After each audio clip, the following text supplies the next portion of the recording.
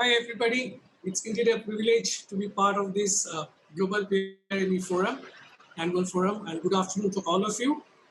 Uh, this session is basically going to talk about a very interesting topic. We're going to talk about inculcating an inclusive mindset through participant and community-centered experiential learning in business schools, and we are going to talk about purely a perspective.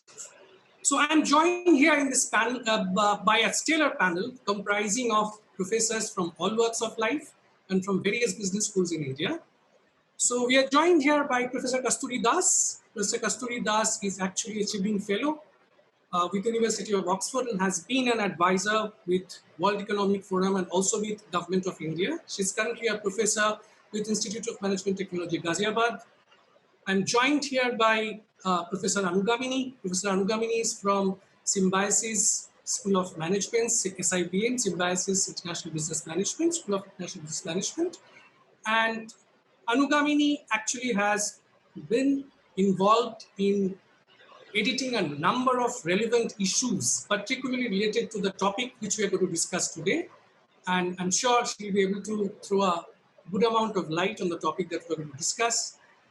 I'm joined also here by Ritika, Dr. Ritika Mahajan. Dr. Ritika Mahajan is currently assistant professor with Malviya National Institute of Technology. She is also an EU expert, European Union expert for the Switch Asia forums, and she has been involved, I think, in developing the curriculum for Switch Asia forum. So she will be, Ritika would be able to bring to the forefront, in fact, to the table, a good amount of experience that she had in terms of developing the interdisciplinary curriculum, especially in the context of Switch Asia Forum. So myself, this is Professor Kaushik Ranjan Bandyopadhyay. I belong to Indian Institute of Management, Lucknow. I am an associate professor there and belong to the area of business sustainability. And I'm also a member of the board of directors of Enterprise Incubation Center of Indian Institute of Management, Lucknow.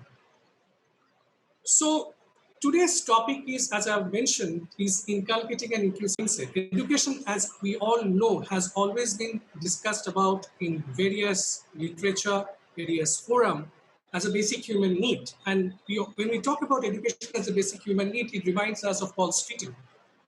From basic human need to the basic capability, education as a capability has been talked about adequately by Professor Amartya Sen in his pioneering book called Development as a Freedom, and we all know about it. And from there, it has moved on to education as a basic human right.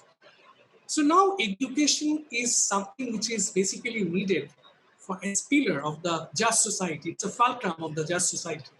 Now, achieving the universal and quality education has already been recognized and enshrined in one of the very significant Sustainable Development Goal, SDG 4. Two of the important elements that this SDG 4 talks about is inclusivity and equity. Now, this is where all the problems and fault line lies. And you very well understand that when we talk about inclusivity and equity, it's very difficult to isolate education from its social construct. And that's where the fault line lies. The way the education is being imparted, the way the progress of the student is being supported, the way they are being evaluated, the environmental learning that is being created, the institutional structure that is actually embedded while imparting this kind of learning, all these matters when we are trying to talk about this inclusivity and equity. Now, interestingly, the corporate world has very recently started taking the issue of diversity and inclusion. I mean, when actually they are talking about, say, their employment issues, when they're talking about the people working there, and these issues are becoming more important, particularly after a number of Wall Street firms actually has suffered hefty losses in discrimination lawsuit that has been filed against them. So when it actually hits your bottom line, you start understanding that it becomes very crucial, and then it enters the boardroom.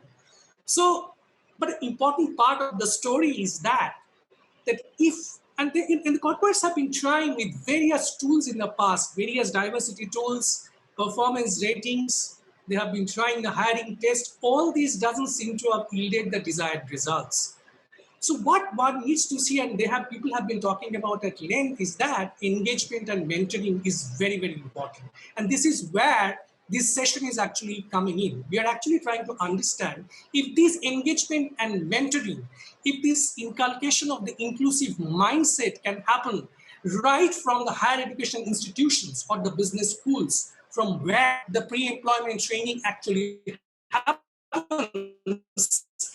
then obviously, not so obviously, because this panel is going to discuss about that in length, but it seems that they might be able to yield a much better impact as compared to doing the same in the workplace. So we are basically going to ask few questions in this panel today. So the first questions we are going to ask about is whether does an innovative beyond the classroom pedagogy in business school actually deliver higher impact when it comes to inculcating an inclusive mindset? Then we move on to the questions of whether a community level engagement in some form necessary within the business curriculum to encourage inclusivity and diversity at the workplace and in creating transformative future leaders.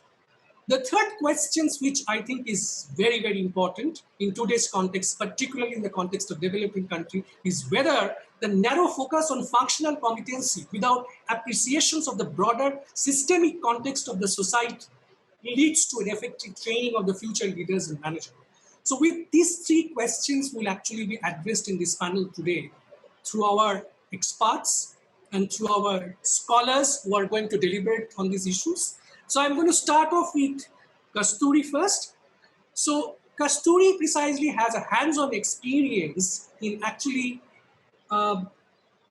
she had been a part of the Maiden initiative. In fact, she has been the founder of one of the impactful kind of service learning program that has been implemented in Indian context. So I'd like to understand from Kasturi the first question, and her reflections on that, whether an innovative beyond the classroom pedagogy in business school actually delivers higher impact when it comes to inculcating an inclusive mindset. Over to you, Kasturi. Kaushik, hope I am audible. And hello, everyone. Thanks to the PRME and the organizers for having me here. It's indeed an honor and privilege to be able to share my experience and insights with this August gathering in this PRME Global Forum. Now, coming to your very intriguing question, Kaushik, as you pointed out in the introductory remark that, when we are talking about education or when we are talking about inclusivity, these are all social constructs. And you are absolutely right in saying that. So inclusion, it can be looked at in this way that much of it is case and context specific. So I'm sure all of us are from India and all of us would agree that if we are talking about a country like India, which is so diverse in all possible ways, then inculcating what we are talking about, an inclusive mindset in the Indian context is highly challenging. However, to my mind, in that challenge also lies an opportunity. And I do believe, coming back to your question, that business schools and management schools do have a role to play. And perhaps one of the nice and very effective way of doing so would be through some kind of service learning initiative. Actually, business schools can, send their students, undertake service learning programs, and through this, they can not only help them understand the social realities, but can also perhaps imbibe in them some kind of inclusion in their mindset.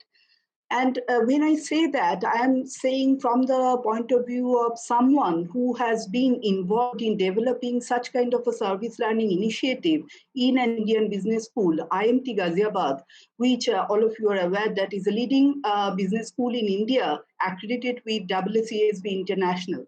So it was way back in 2016 when we launched this initiative, and we called it I Am the Change Initiative on Sustainability and Social Responsibility. I Am the Change in short. So we launched this initiative for all the students of our 2-year full-time PGDM program. And it's an initiative which is a core course, a required course, which contains 3 credits. So it's not just an initiative which is just voluntary, but it's a full-fledged 3-credit course. Now, if we look at the philosophical underpinning of the course, then it can be traced back to the Mahatma Gandhi's educational paradigm. And you can see that from the name itself, because the name of the initiative, I Am the Change, is inspired by Mahatma Gandhi's eternal teaching, be the change you want to see in the world.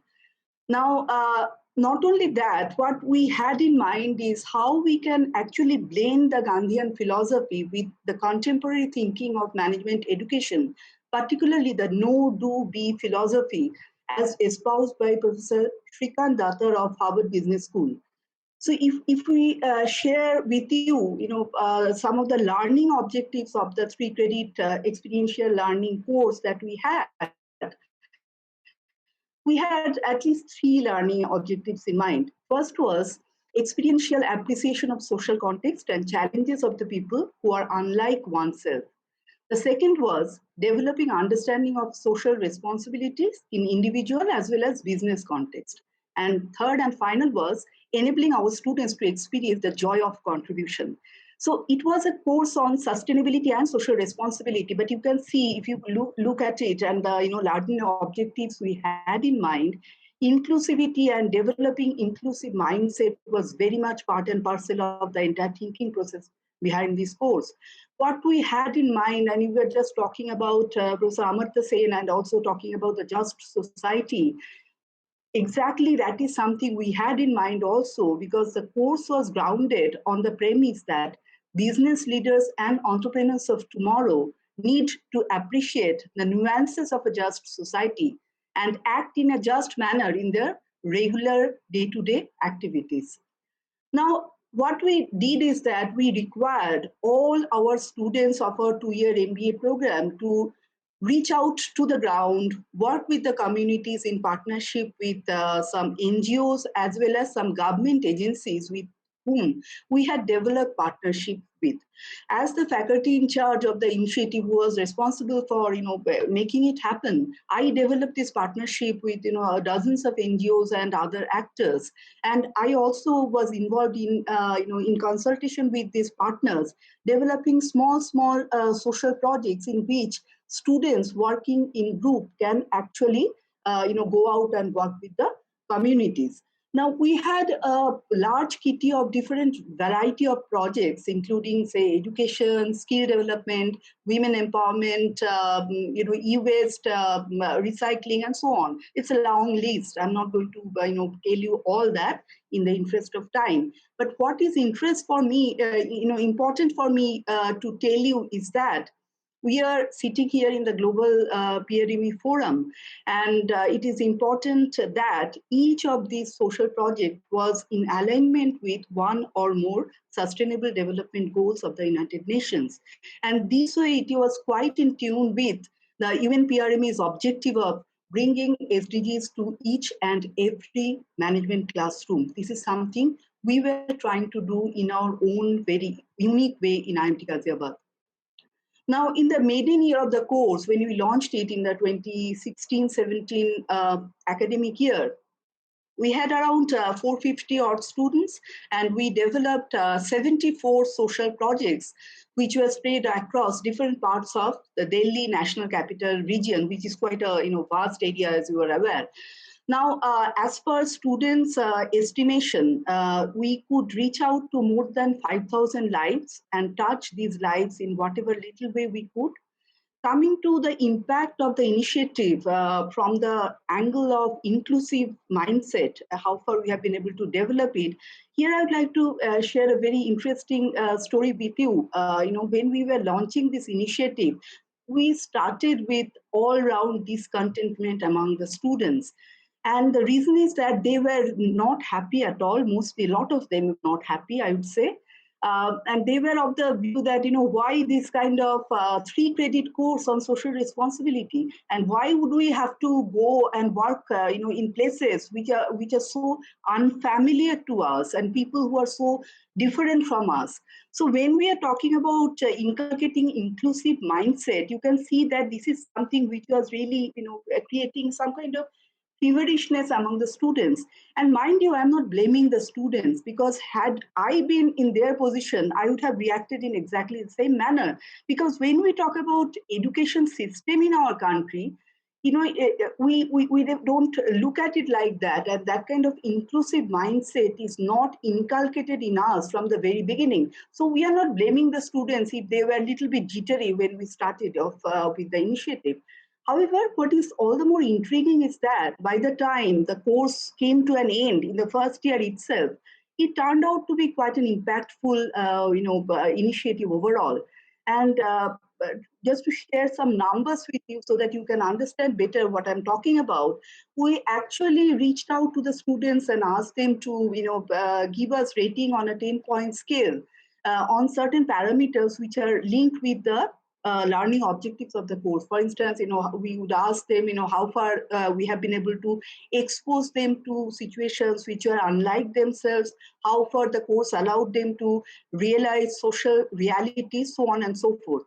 And it is intriguing that despite the aversion that they had from the very beginning, more than 70% of the students gave us a rating of 7 and more on a 10-point scale at the end of the journey. Not only that, what is all the more important here to note is that a lot of them came back to us mentioning that the entire experience was once in a lifetime and having lasting impact, eye-opening, etc. And it actually gives me goosebumps even now when I look back to that initial year of the initiative. And here I would like to share before I end some reflections that came from some of the student groups. One group said, and I quote, "Over a course of few visits, what was presumed to be a one-way learning from our team to the children completely changed into a healthy two-way sharing of knowledge. The amount of learning that they might have received from us is nothing compared to what we have learned from them." And another group said, and this is very relevant here also, so I'm sharing it with you, since every region has its own set of social and cultural values, there is a risk that while trying to do something for the benefit of the community, knowingly or unknowingly, you may say something or act in some way which may end up hurting some core values of the community concerned. In such sensitive cases, it is important to first study the region, the people, and the core values and practices prevalent there before attempting to bring in any change. You see, I'm just sharing two of the quotes that came from the out of the 74 groups, so because of the interest of time, and these are quite revealing. But and I think it says it all. But before ending, I would also like to sound little bit of caution here, because how far these experiences would help us leave a lasting impact on our students when they actually join the workplace or become entrepreneurs, for instance, that we cannot say at this point, and I have to be honest about it. Perhaps only time will tell us. So I stop at that, and I look forward to interact with all of you. Thank you.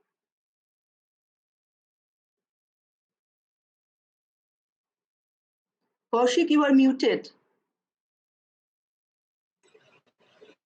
Sorry for that. Thank you very much for bringing tremendous insights to the table about your experiential learning course that you have talked about, and from discontentment to goosebumps. Fantastic indeed.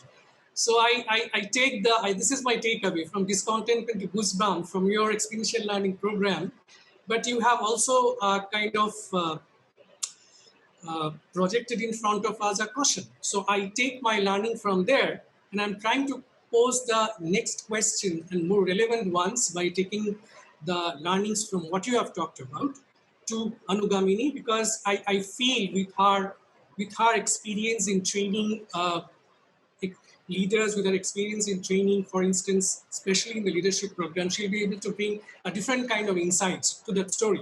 So the question which I'm going to pose to you, Anugamini, is that Kasturi has talked about it, fine. She has talked about the impact on the students, but do you feel that the community level engagement in some form necessary within the business curriculum to encourage the inclusivity and diversity at the workplace and in creating transformative future leaders.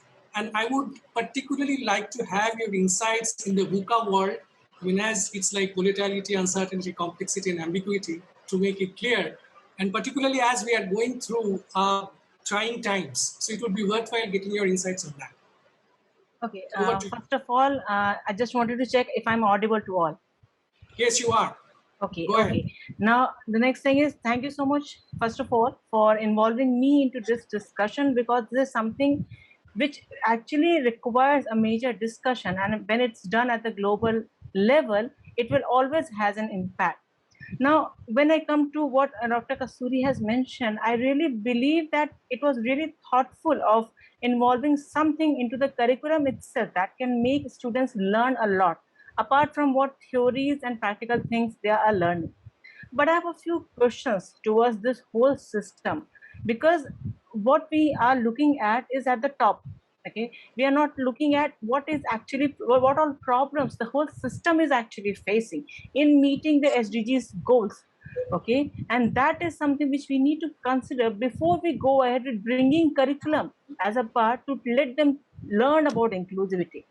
Now, when we talk about at our homes, we have, when we have different kids at home, we know that each every person has different kind of personality. If I say that all three of them should go ahead and talk to someone who is underprivileged or have some problems in the life, or they have some lifestyle which is completely different from their own, and then they will learn. Thinking that they will learn at the same level is something very problematic over here. And similarly, for me, looking at what learnings they have, they have gained from other people and other people have gained from them, that becomes a really problem because every person is different.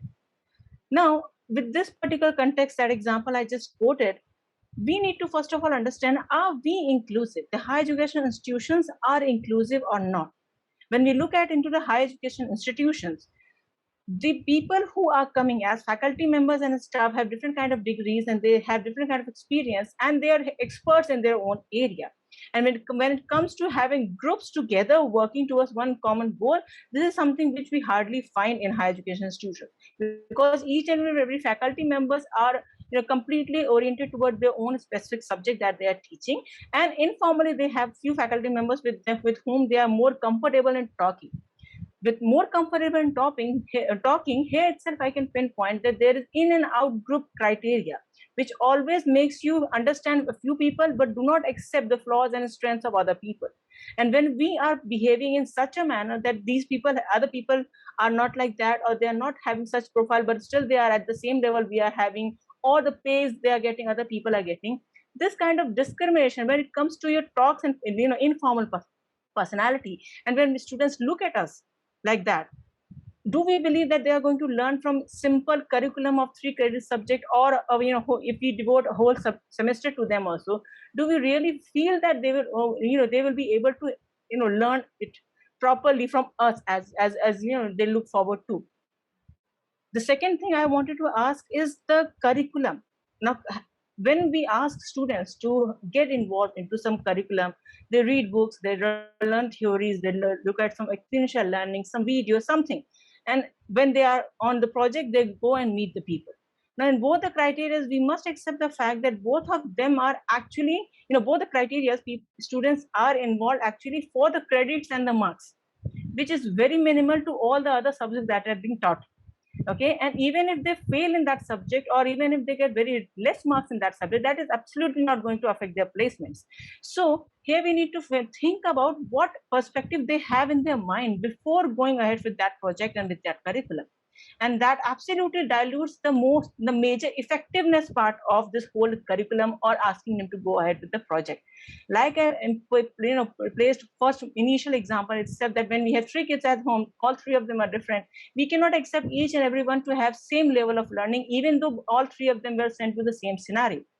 So with this question in them, raising before you, just by that, like what I mentioned, that the curriculum can be effective, but we need to consider a few more points rather than just what we have right now. The first thing is the evaluation. Now, when we are asking about the evaluation of the students, again, are we inclusive? Are we all the faculty members? Obviously, when we have 200, 300 students in different batches, and all of them are involved into teams and groups, we have mentors, right? In faculty mentors, or all the faculty members have same inclusive attitude, or all of them have same inclusive mindset. Is inclusive means same to all? That is the first important criteria we need to consider. The second point is when they are evaluating, while evaluation, are they considering the same factors? Is it something for someone, that just get the things done and we just give the marks, higher marks to them? Because I have seen some faculty members who just give high marks to their students just to show off their mentorship. Okay. On the other hand, there will be some new faculty who just join the system and trying to learn about what this whole thing is going on. Because absolutely, when we were students, we didn't have this kind of curriculum for sustainability or inclusivity or corporate social responsibility. So when we never did that kind of project, when we never evaluated that kind of curriculum, how can we judge them? And when we are new to the system, like new PhDs who are coming towards this, and they don't have any idea about what this is going on, they will just rate it based on that, whatever thing they come to understand. Because absolutely, we must accept the fact that there is no induction process done for these kind of projects, evaluations properly before they are being evaluated. So considering this difference of teachers, novice teachers into the system, and absolutely the different kind of personality and attitude students have, we need to think into 3 different criteria so that this curriculum can become more effective. The first thing is that the time constraint. We all must agree that in MBAs, when we have proper curriculum going on, there's 2 years, and every semester have around 12 to 15 subjects with every project and different assignments, and then things are going on simultaneously. And where they are asked for new subject, like Dr. Kasuri also mentioned that they were very anxious about why this new subject is coming up and why we are supposed to go to the field and learn about this thing. Absolutely, giving whole concentration to one particular subject to learn something new and something very much developing for their own personality, this is something that is absolutely not going to happen. And if it will happen for a few students, it will not happen to all of them. The second thing is the leadership style that we are having. When we are asking, again, I'm emphasizing, going back to the same thing, when we are asking students to be inclusive, are we actually letting the people who require special requirements, are we asking such kind of students to come to the panel, to the classroom? No, we are just focusing on the marks or the criteria based on which we are actually calling them for GDPIs in the institutions. That is itself, we can see that is not completely inclusive, because marks is the same criteria. We are not including those factors, which is some completely different for different students. We need to consider that fact first of all, and that always comes from the leadership, specifically in the private institutions. That always comes from the leadership, and hence I emphasize that based on research, we can absolutely say that authentic technological leadership is something which is highly required right now, so that we can bring a change into this curriculum and projects and even experiential learning projects which we are asking students to go ahead with. Along with that, at the second stage, we need to bring upon the optimism level, or you may say the collective efficacy among the teachers, that we all work as a team, rather than saying anything good or bad about other people or making judgment about the other people. We need to feel that all of us are working together, and then only we can ask that you should also learn. And at the last level, at the students level itself, we need to give them time to learn and imbibe them itself. And at the same time, we need to ask the industry people also whether they are considering that factor as a placement or not. When all these factors will be there, like we can say that it's learning and preaching and practice going on simultaneously, that will always has an effect more than in having something, or you can say in addition to having something in the curriculum. Now, shifting towards your next question that you wanted, that how we can make future leaders based on this inclusivity and inclusive behavior, that they should consider everyone at the same page without judging each other and accepting the differences between each other's personality. This is something very much required, concentrated towards the digital inclusion. That's what I call it. Okay. Now, digital inclusion is something when we consider the constraints of economy, the society in which people are living, the family structure, the places there where people are living actually, and at the same time what all other environmental factors they are facing. I'll put one example over here. Like one of my students, I was supposed to take her interview and on individual basis, and when I called her, she actually informed, she was very dull, and when I asked her, she informed that she was suffering from a stone. okay, and she was supposed to be get operated, one day, a day before the Viva day, and that's why she asked for some relaxation also. But absolutely, with the system, we cannot give such kind of relaxation in person. So when I asked her, she informed that when she was supposed to get operated, she was identified that she has COVID-19. Now, with this two diseases at the same time, she is giving. And actually, she is giving her all the assignments, all the projects, all the evaluations, all the quizzes, everything she is going on. Because if she is not able to give that, the amount she has invested in the form of fees is something which will be taken for granted, and absolutely she doesn't want that thing. Similarly, there were other factors also which we came across when we're talking individually to the students.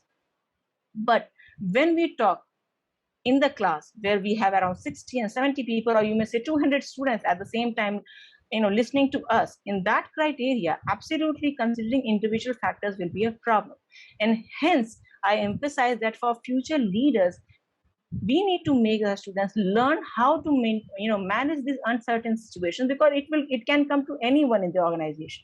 So how we are managing as a faculty member, and then only we can help them to understand inclusivity through their hands, through their head, through their heart. So everything they can actually imbibe when they when they actually look at as a role model in front of them. And hence they can actually imbibe inclusivity among them, even though in the future, which is actually calling for more and more technology upgrades. Now, for that, what we can do? First thing is remain empathetic for all the students who are being learning in the classroom. If any of the students is not participating much, we need to take proper consideration why she or he is not coming into the classroom. At the same time, we need to encourage informal talks between the students and the faculty members, or apart from having such kind of curriculum and the projects, so that they come in front and discuss about what are problems they are facing and how they can manage. Absolutely, being a management student or a professional student, they want to manage it, but they also look forward to us that how they can do that. Okay, and at the same time, more technological discussions will be required, so that they become more future oriented, because technology is being updated every day. And what updates are coming, as a faculty member, as being from the older generation, we are not that much updated. So when we talk with our students, we'll be in a better position to understand what our technology updates are coming, and how we can make our sessions more and more interactive, rather than just giving a monologue that in a black screen in front of us. So this is what I wanted to say about how we can actually make changes in the curriculum, and how we can actually look forward in this VUCA environment to make future leaders. I believe my content it's relevant to the question. I answered the question that you asked. Thank you very much. I think it was very rich. In fact, you have given it was a very detailed interventions. So I think it was fantastic, and you have really come out with a constructive criticism of some of the points which Dr. Kasturi has said. Without much ado, I would straightway now open the floor for Ritika. So I just want to ask Ritika that the question, it's maybe the third question, but I think it's a moot question which we are deliberating on today. That does a narrow focus on functional competency without appreciation of the broader context of the society, does it lead to really effective training of future leaders and managers? So what is your take on that? Okay. I hope I'm audible. Yeah, you are audible. Now you are. Thank you. Thank you so much. I am so delighted to be here. Thank you to PRME and to the organizers. I'm so happy to be part of this esteemed panel. And as far as my views on functional specificity and diversity are concerned, I think we need to look at diversity from a variety of angles to understand the answer to the particular question that you have posed me. If we look at management education in India, it is roughly around 70 years old, which is good enough, but not very long for evolutionary results to show. So it's not like a discipline in like mathematics, which is quite developed. It is still growing. We are learning, and we are trying to improve. So in that context, I would like to point out a few things wherein diversity can be looked at to improve diversity and inclusion in business schools. We can look at diversity from different angles. And while talking about these points, I will also make sure that the question posed to me gets answered. So point number one is that when we talk about diversity, business schools in India, which essentially began as Indian Institutes of Management, like they are the oldest in this category, all the Indian Institutes of Management and all the institutions that follow Indian Institutes of Management have primarily focused on the business sector in India. The not-for-profit sector, the social sector, the government sector has all been grossly ignored. So we are not diverse on that front. Second point is that management is very interdisciplinary in nature. We borrow from sociology, psychology, mathematics, engineering, even the arts. But we need to look at, have we been able to do justice to the kind of interdisciplinarity management problems require. So if we look at faculty members initially, there were no faculty members in India being trained in management. So we borrowed faculty members from all the disciplines. Now, the problem was that when these faculty members came into the program, they continued to teach their own respective disciplines. So today we have teachers in management, but we need to look at ourselves. Are we embracing the diversity that this discipline has? Are we embracing each other to the extent we should? Because if we look at the challenges of today's world, they can only be solved by different disciplines coming together, and that's what interdisciplinarity is all about. When I think about functional specificity in business schools, sorry, I basically think about, the real world doesn't look at problems in silos. Marketing problems are not just the problems of the marketing department. They definitely need financial inputs.